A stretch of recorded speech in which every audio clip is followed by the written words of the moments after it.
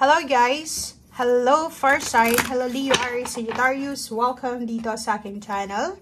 Kapalaran 888, welcome! Alamin natin ang daily tarot reading mo. So, sa araw na ito, meron kang general reading. Okay? So, January 2, 2024, First Sign, Leo, Aries, Sagittarius. First card is Insight. Number 17, number 8, be open to enchantment. Ang enchantment na sinasabi dito sa tarot guys is yung mga milagro, miracles, spiritual messages, guides, symbols, synchronicities. So, sinasabi ng bara sa'yo dito yung wisdom. Posible water sign energy to eh. Like, kasi mayroon ditong the moon eh. So, if ever man na may water sign ka na energy or may mga karelasyon kayo like family members, friends, or may kakilala na water sign since you're fire sign, medyo hindi kayo siguro compatible. But sinasabi ng bara sa'yo dito na may mga insight ka, may mga messages or may mga wisdom, may mga understanding, di ba? Parang may mga knowledge ka, insight yun, na posibleng yung water sign, Pisces, Scorpion, Cancer ang makakatulong sa'yo. Okay? Kung makikita mo to, sinasabi ng barahan na maging open tayo. Open tayo dapat sa lahat ng mga possibilities, messages, or kung ano man to na posibilidad, oportunidad na gustong pumasok sa buhay natin, first sign.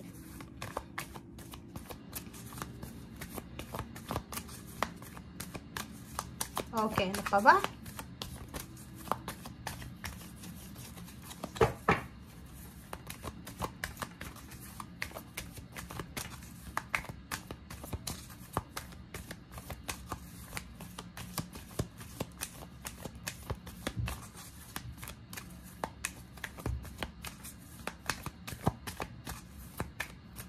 Okay, fire sign. Wow!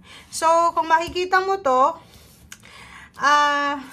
it's a confirmation yan na posibleng may fire sign dito na magkakaroon ng relationship or pwedeng may relationship na magsisimula. Paki-comment sa comment section yung ibang fire sign na hindi naman kayo masyadong naghahanap, hindi naman priority yung relationship. Pero, ang nakikita natin dito, it's either babae ka man or lalaki, ano man ang gender mo, wala naman kasing gender yung tarot eh.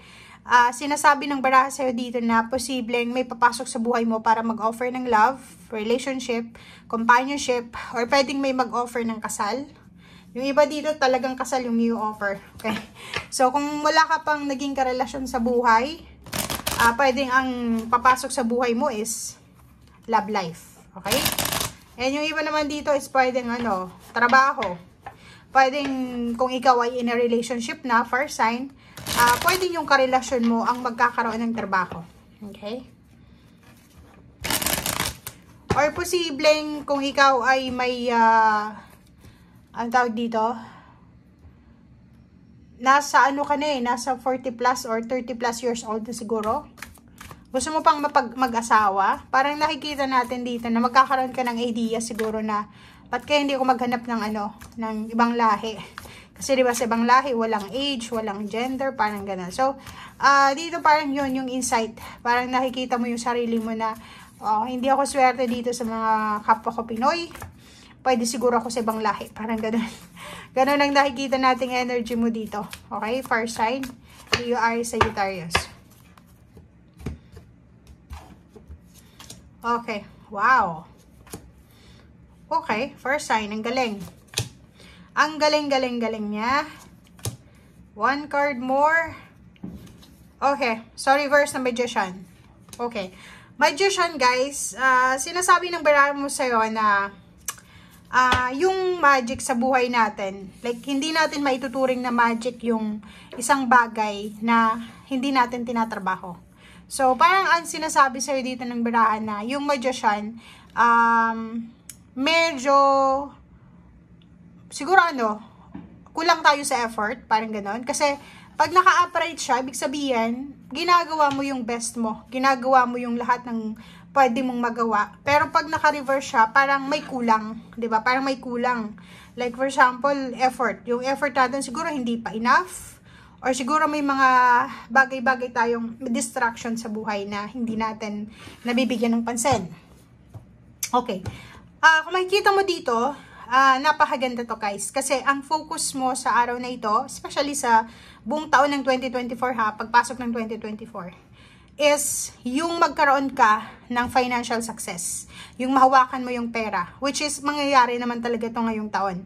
Unang-una, nakikita natin dito, fire sign, DOR, Sagittarius, isang nakahang, isang na-delay, na antala, na trabaho.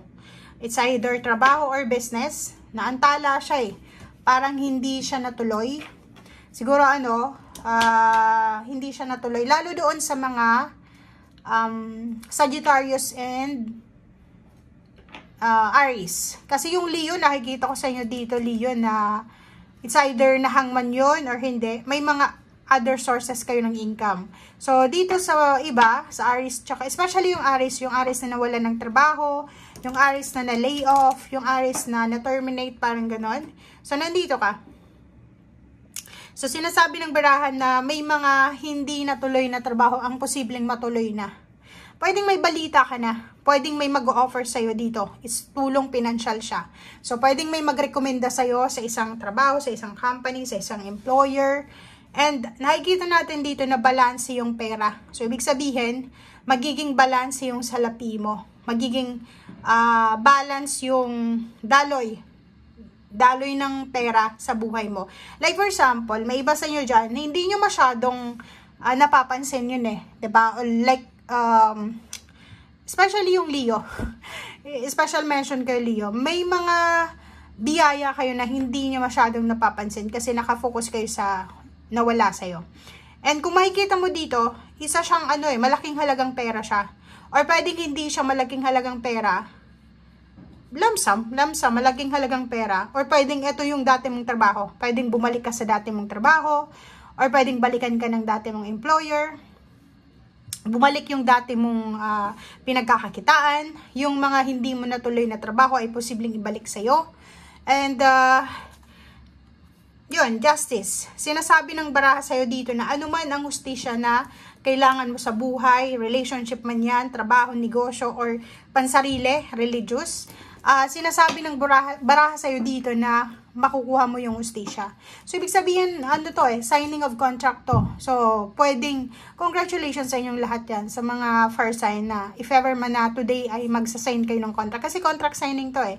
It's either, may pipirmahan ka na sana ng kontrata last year, and then hindi siya natuloy, na wala, na sira yung diskarte mo.